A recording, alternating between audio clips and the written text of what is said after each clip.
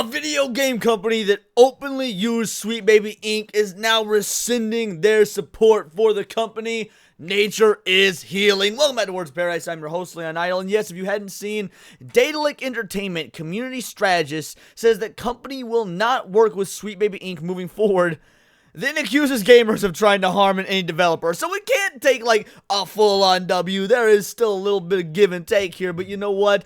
I can appreciate this for what it is. We're gonna get into this article before we do. Hit the subscribe button. I'm a nerdy news channel. I cover nerdy news every day. And with Gamergate starting to seemingly slow down in the eyes of normies, in the eyes of the optics, we gotta stay ever vigilant and keep stories like this alive because not only is gaming at risk, but entertainment as a whole is just going down the tubes. And it's folks like you watching this and keeping these videos successful that keep these sorts of conversations in the public consciousness. So, a community strategist for Daedalic Entertainment, the publisher of Spitfire Interactive's Capes, revealed the company will no longer work with Sweet Baby Inc. in the future. However, he also accused gamers of trying to harm Spitfire Interactive by opposing the woke ideology of Sweet Baby Inc. Now, this is an incredibly biased article. And I'm going to call it the bias when I see it because were people calling out the developers of Spitfire in this game?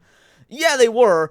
But there's a reason for that, and it's not the woke ideology, quote-unquote. I mean, there is that aspect of it, but it's a little bit more nuanced when you get into it. So, again, I don't like the framing, but the information here is still good. Thankfully, you got your boy here to drop some honesty on you. It was brought to the public attention that Spitfire Interactive and Daedalic Entertainment worked with Sweet Baby Inc. for Capes in the game's end credits. The credits were showcased in a gameplay walkthrough video on Christopher Odd's channel. It revealed that Sweet Baby Inc. co-founded David Beddard and Chris Kindred, along with 10 others from Sweet Baby Inc. worked on the game. And bingo, bango, bongo, we got it right here. We got the screenshots of the credits. We got the full proof. Oh, look at that full logo and everything. They were so proud. They were so happy to have these DEI hire consultants work on their video game when, let's be real, it wasn't needed in the first place because none of this sort of consultation is ever needed on video games. But by God, they were happy about it until they weren't, until gamers came out in full force, and until this game started being just ravaged on Steam. Given Sweet Baby Inc. was listed in the game's credits, Sweet Baby Inc. detected Steam curator list founder Cabrutus Rambo added the game to the Steam curator list as well as his DEI detective website. He wrote on X, "Sup guys, I bring a new Sweet Baby Inc. game for y'all." Now, there's something really interesting about this game. It was never listed as a game on their website. They try to keep it real hush-hush. Both Sweet Baby Inc.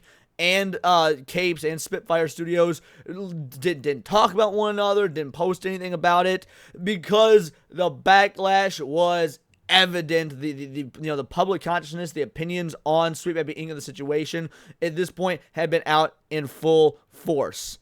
However, once it came to light, company did what I wish so many more companies would do, because whether it was genuine or not, they started to backpedal and apologize and bow down to be like, "You're our customers, we are sorry." Also, fuck a couple of you guys, but we'll get into that in a minute.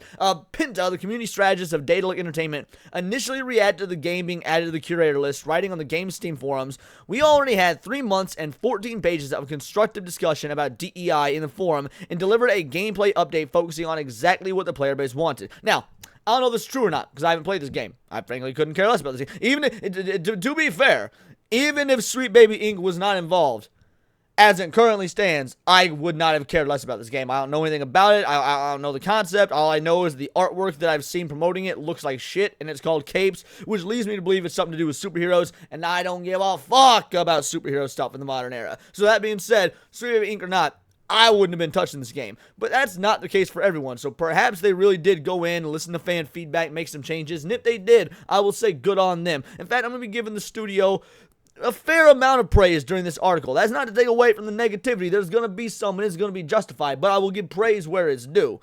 He continued, "You don't have to take my word for it. You can actually read up on it yourselves," and then there's a link to the actual Steam page. "We already were able to explain that Sweet Baby Inc. only worked briefly, mainly to bring the 4 to 5 people strong indie dev team into contact with fitting voice actors together with the devs. 2+ years ago. And many first skeptical players were able to find out there's no hidden agenda or something else we force down your throats or any concerns they had besides a well-rounded, diverse cast, obviously." You know what?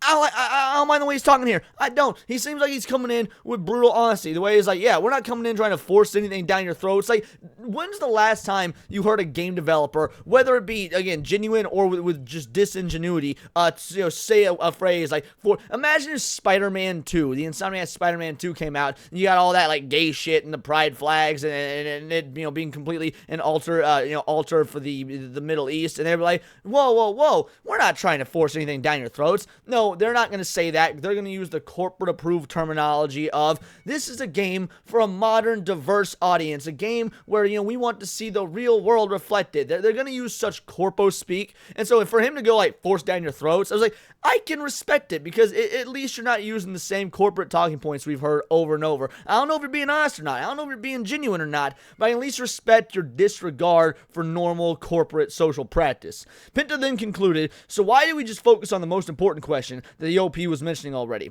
Is capes fun? And this is exactly why I brought up the positive reactions towards our most recent update. We think you will enjoy it if you give it a chance. Ooh, give it a chance. We hearing a lot of that phrase, give it a chance, lately. We heard Bloober Team say, give it a chance, please, and beg us when it came to Silent Hill 2. We heard the director of the new Borderlands movie say, give it a chance. You just turn your brain up and watch it. Give it. Now these guys saying, give it a... Bro, after 10 years, after a decade of straight up dumpster fires, we are done giving chances. We needs to know. We ain't taking these leaps of faith anymore. This ain't Indiana Jones and the Last Crusade. We ain't going after the Holy Grail, and there's some weird rock outcropping that we can't see unless we just take that leap of faith. No. We need to know, are you on our side? Do you understand the pulse of society right now? Do you know what your customers want, or do you not? Because if you don't, we ain't taking no chances. It really is that simple. However, this explanation did not seem to hold water, as a number of recent reviews and the most recommended ones were negative and nowhere near 80% positive. In fact, only 56% of the 32 reviews posted in the last 30 days are positive. The voice acting was also heavily criticized. Now, mind you, the voice acting is what they claim that Sweet Baby Inc. had literally the most involvement in. And yeah, recent reviews, it was mixed. 32 recent reviews. I don't know how much of this was people going in after it was revealed that Sweet Baby Inc. was involved and just straight downvoting it into oblivion because of their involvement. That could legitimately be the case. I'm usually not one to be like, oh, review bombing, but let's be real. People are trying to make their voices heard, specifically when it comes to the Sweet Baby Inc. situation. So that could be what's happening here. Or maybe it really just is trash, the updates are bad, and people who are just getting into this game right now, bro, fuck this game. It could go either way. I don't actually know.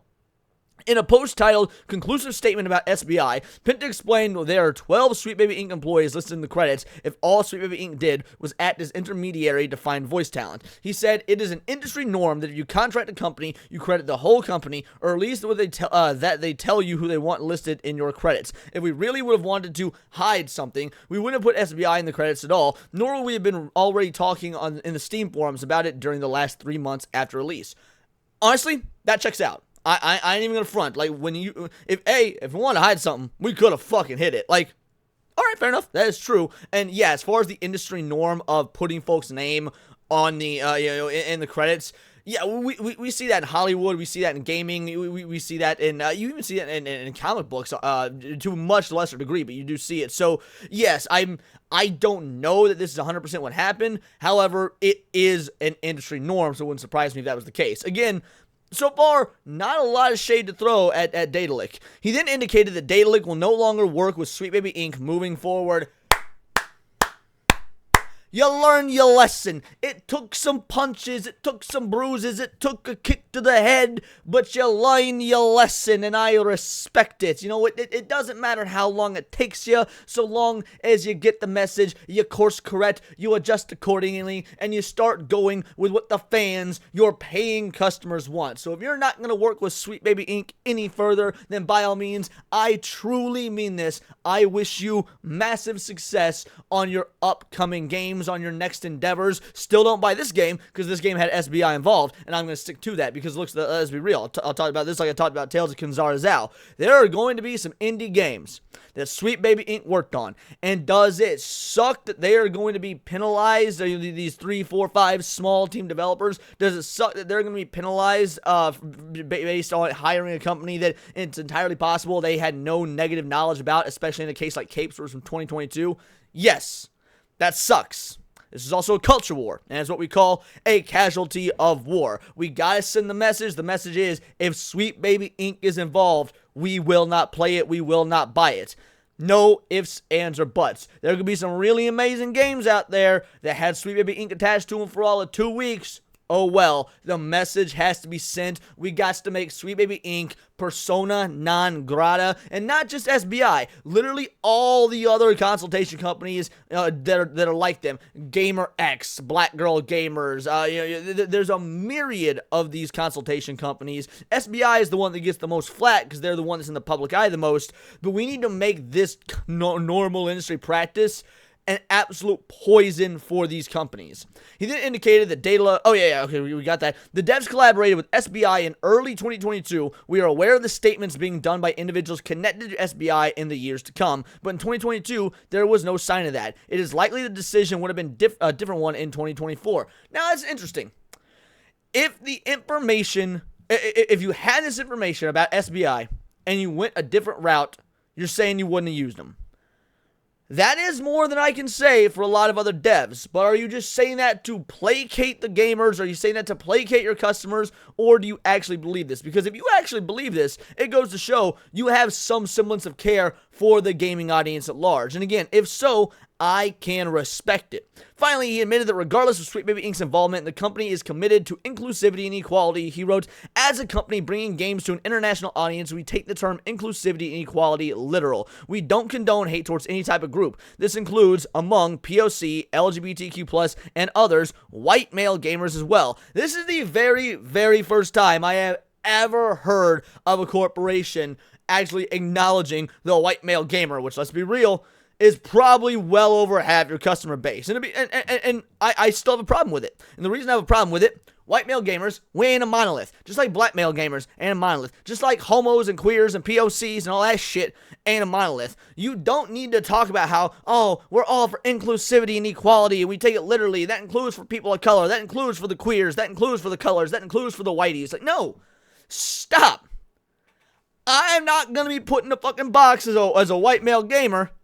I'm just a gamer, bro. I'm just a gamer. My fucking whiteness and maleness ain't got dick to do with it. If I was born a bit more melanated, the only difference would be that I would probably play NBA Jam instead of Jack and Daxter. Beyond that, I would probably still be a gamer. So yes, just stop with the label bullshit, because regardless of whether you throw white male gamers in there to try and placate us, that is part of the problem. We don't care about this nonsense. We don't care about this identitarian bullshit that so many individuals are pushing. Now, I do appreciate the sentiment behind it. I do appreciate the fact that you want to make a point that white male gamers are not our enemy, and we're going to include them in a statement with POC and with LGBTQ+. The intent is there, and I get it and appreciate it. But stop the actual bullshit. They do go on to say how they're very upset that, it does seem that a group of people, the Gamergate crowd, were potentially trying to ruin a development team of 5 to 6 developers, at which point we're like, no.